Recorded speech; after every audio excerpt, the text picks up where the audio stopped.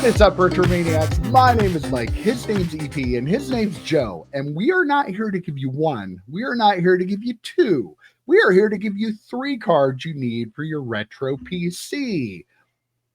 Okay, I'm going to say it. My card this week, in the 847 episodes of this show we've done, this is the coolest card I've done yet. Oh. Yeah, it is. We are going to use... There it is. The 2001 Fleer Genuine Randy Moss Seek and Deploy. Look at that beauty. That is just some 90s, well, 2001, but you know what I'm saying. 90s extended die cut goodness right there. Look at that beautiful, beautiful one touch too. That's a sleeve in it. Shout out to Rick McKee there for that idea. But yes, this was 1 in 23 packs. 15 cards in the set. It's about a $15 card right there. There aren't any graded ones of it. Why would you do it? You're just asking for heartbreak if you grade a die cut card, which EP keeps wanting to grade his Kobe Bryant die cut Fleer Ultra Gold medallion. Yeah. They're going to hammer that card. I digress. This card is worth about $15. They don't really show up a whole lot. There aren't any on ComC. I believe there are 2 available for sale on eBay. And I think there have only been 3 sales in the last year or so. So yeah, not a card you see every day. Fleer Genuine wasn't really a set that anybody remembers, but this is kind of the heyday. This was the end of the run of the great inserts they were making at Fleer before everything turned into game used. So that's my card this week. Randy Moss. One of the goats. Seek and Deploy. Goats everywhere. I don't know what I'm saying, but yeah. Go ahead, EP. I saw you put this in your case at the card show, and I remember walking over and just my eyes were immediately drawn to it. It is one of those cards. First off, if you get it graded, it's going to end up at some point. It's going to end up in that case like this. It's not going to be upright anymore. That's it seems like one of those cards is going to end up get shifted all over the place in there. But I love that. I feel like Fleer Genuine, we haven't talked about that a ton on here, but I feel like it almost feels like a fireworks show type of set. When you see the cards, the inserts and stuff like that, it's like the finale of the fireworks show, because there's just a lot of really cool stuff in there, even though nobody talks about it. So very, very cool set.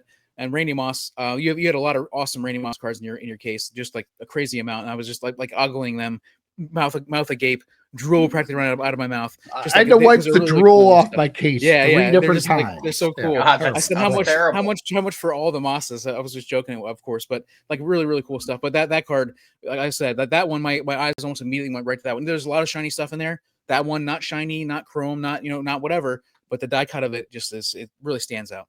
It's a little shiny. Oh yeah. It's got the foil. Yeah. The whole foil. Yeah. I like die cuts that have they're not just cut for the sake of being cut, right? Mm-hmm. I love gold medallion. They're just cut for the sake of being cut, right? Yeah. Yep. Those are cut into a shape. The Pacific ones that were the shape of a field goal post, right? Like they're cut into something. That's what's so cool about that set is it's basically a bombs away type of thing, and it's shaped like a bomb. I mean, what else could you do with it? It's fantastic. So yeah, very cool card. Randy Moss, what else is there to say? He's goat. He's a goat. Yep. Goat. One of the goats. Yeah. Jerry Rice is calling dude, just back it off. Yeah. All righty, P. What do you have? I have a card that when I was going through my cards for the card show last weekend, the week before, and I pulled this one aside and said I'm going to use this one, and I ended up talking about it a lot at the card show. This is a Vladimir Guerrero 2001 Upper Deck Vintage a card, just a base card, 75 cents on ComC, $1.50 on eBay. Not an expensive card, but we talked a lot about Vladimir Guerrero at the card show. Phenomenal player, and this card I love because it's Upper Deck paying an homage to 1963 Topps. I mean, back in 2001, Upper Deck was stealing Topps designs. So just a cool card. Vladimir Guerrero Jr., fantastic career. And I had actually had I think 2 people come up looking for Vladimir Guerrero cards in my box. I'm like, you're going to be so excited. It seemed Greg Mattis guy too. It was awesome. So very, very cool. Yeah, the one guy though was a little tight in the wallet, let's say. A little bit cheap. He was cheap. I'm saying it out loud. He was cheap, but yeah. Right. yeah, what a great player. We were talking a lot about him in the show. EP and I were set up the show this past weekend, and we were talking about Vladimir Guerrero. First of all, it's a little weird to be in Pennsylvania and have people coming up looking for him, but more people should be. He was such a good baseball player.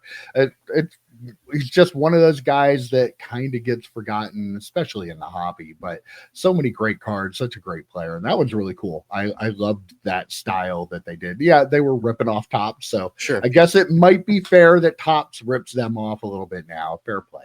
I need Great to card. address this drive-by on Upper Deck. Still possibly the greatest company. I making love Upper Deck. today. Love Upper Deck. Don't And get me wrong. EP takes like a wild drive-by. It's like they were homaging Topps. Mhm. It's an homage. So sure, yeah. And I have to say, Fanatics now is not homaging; they're stealing because they don't remember. It's the same thing. cards You from can't back say then. one's one and one's They the don't- other. Because Come Fanatics on doesn't now. remember the history of the cards. There's no one working there that even knows about any of these Okay. Upper Deck products. So, EP, I'm pretty sure you feel the same. I'm pretty sure you don't think anyone at Fanatics knows anything about cards. So, I'm just going with your point. Thank So you, there Joe. we That was go. the response I was looking for. That's Yes. why I picked that card. Thank you.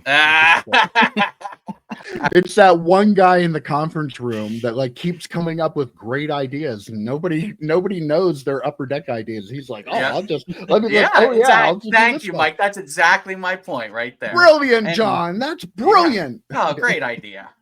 PMG's next year. I'm hearing. Oh, that's Anyway. gonna be absolutely. So All right, Joe, wrap us up. I'm going to use a card. By the way, EP must not have gotten the memo about the type of cards that we're Oh, using geez. this week, Mike. But I'm going to go with a card from 1990 Score. It's a card we've talked about a lot, but I don't think it's ever been actually shown on 3 cards.